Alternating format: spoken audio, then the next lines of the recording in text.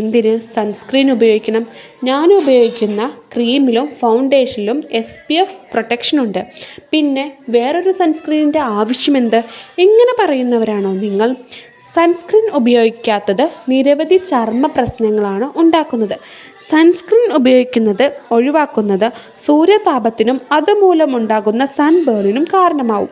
ഇതുമൂലം സ്കിന്നിന് ചുവക്കുകയും അസ്വസ്ഥതയും ഉണ്ടാകും.